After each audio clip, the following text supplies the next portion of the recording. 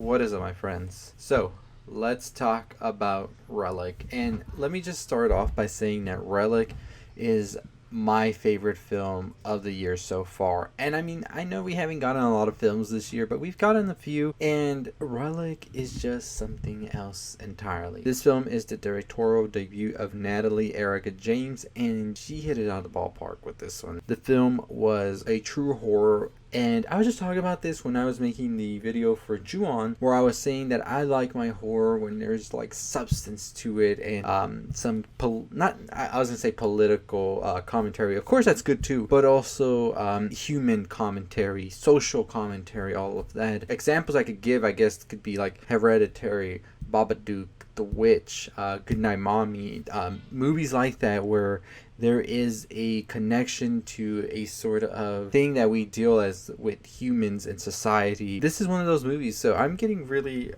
into it, talking about the imagery, and which I'm not going to do in this video. We're just here to talk about the ending and my interpretation of it.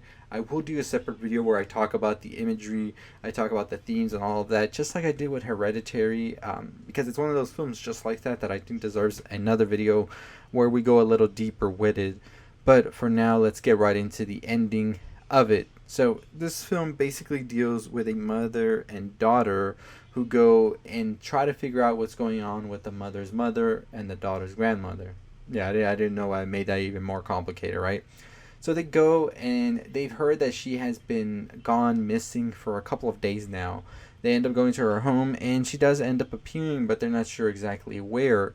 And throughout all of this, they're trying to figure out whether she is mentally deteriorating, which they believe she is, or if there's something more supernatural going on here, as she says that she sees shadows and all of that, and we see them as well as the viewer.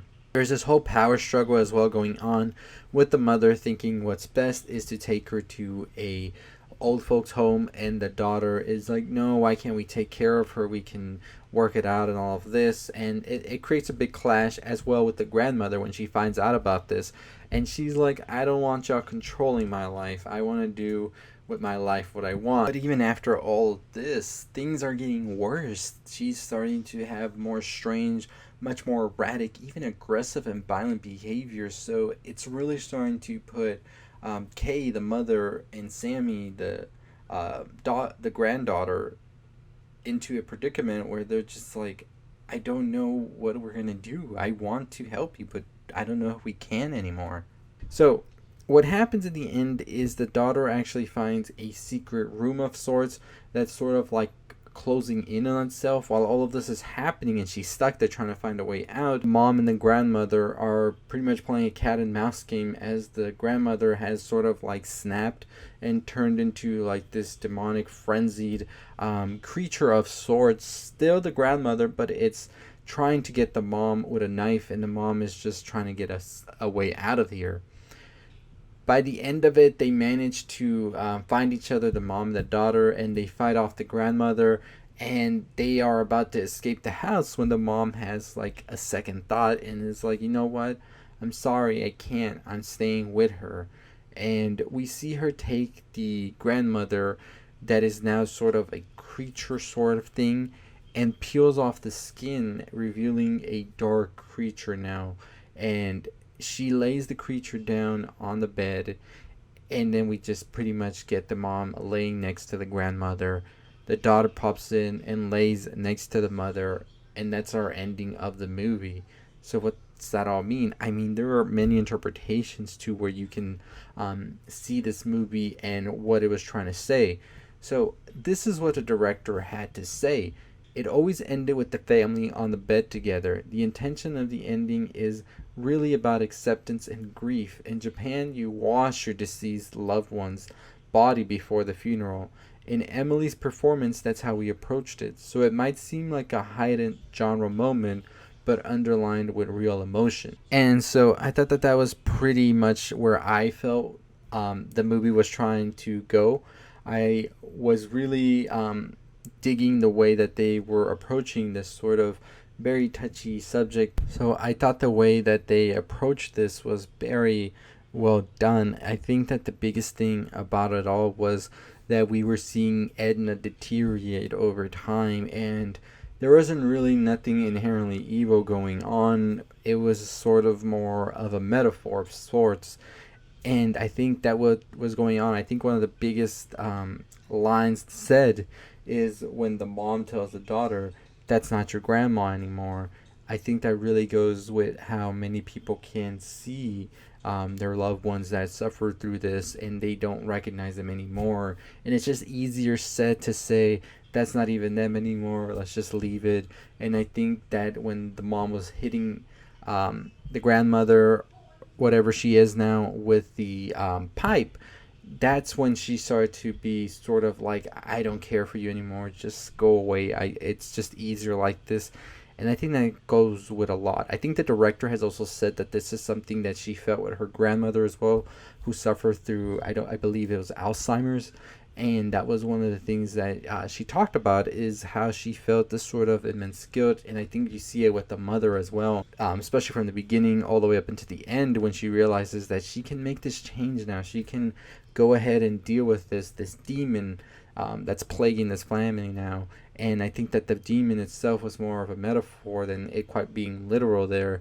I think the grandmother was actually there, but I think that this is how she views it. But she's has to like pretty much take it into account that this is just the way it is now. This is her new norm, and this is her mother, and she just can't simply just abandon her and leave her. So I think that was an interesting take, and of course it's the director and writer who pretty much have their view of things in the way that they believe it to be done, not necessarily saying it's telling you to be this way. If you're not this way, you're a horrible human being. I think that it's really much more of a think piece for the director, and also just a way to express themselves. So I don't believe that they were trying to be sort of like wagging their finger and say, "You better do it this way," because of course everybody has different situations that they're in, and whatever makes sense for them might not make sense for others. But I think this was just a way for the director to give that social commentary as well, because everybody is entitled to their own opinion. Anyways, I do want to go ahead and further go into the imagery and my thoughts on what everything meant, from the black mold to the house to certain scenes as well. But I'm not going to get to that in this video, because that would make this video like 20 minutes long. I would do another video next week, probably Monday or Tuesday, about that. But the ending pretty much is, like I said, like the director explained as well, it's pretty much coping with what's going on. And I think when the daughter pulled down the shirt and saw the mold on the mother, it was pretty much a way of showing that this is going to happen to her mother one day, and she will be there for her as well, because she sees how her mother was with her grandmother, and how she has basically like atoned for her mistakes maybe in the past, and now she feels more connected than ever to her and is going to be there for her. So very powerful. I almost cried, I'm not gonna lie to y'all. It really was a very touchy movie, and I cannot wait to see what comes next from this director, because I digged it, I enjoyed it. So I will be making another video on it, because I liked it that much, and I want to talk about my thoughts on some of the themes, some of the imagery, symbolism, all of that. So make sure you're subscribed to know when that drops, probably Monday or Tuesday. Make sure you turn on the bell for notifications. Make sure you also give this video a thumbs up, and make sure you comment below your thoughts on the movie. Did you like it? Did you not?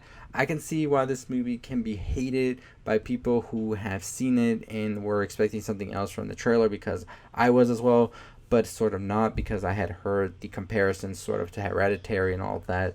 So I was cool with it. I dug it, and I'm excited to see what comes next from the director. But I can also understand people who wanted a horror film that was more horrific and jump scary-ish, because those are fun too, but this movie was not it. But nowadays you gotta be careful, because they're gonna market every single thing that might not be horror as horror-ish, because they know people will go and see it because of that.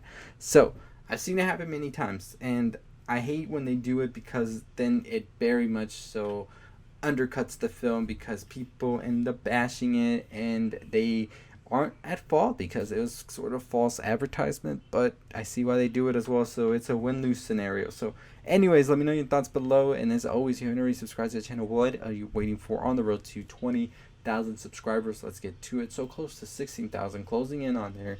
Make sure you follow me on Twitch, Anchor, Twitch, all of that good.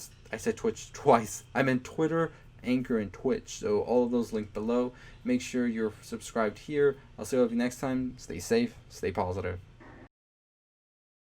Hey, if you're still listening, why don't you go ahead and hit one of those videos on the left. Make sure you subscribe, turn the bell for notifications. Stay positive.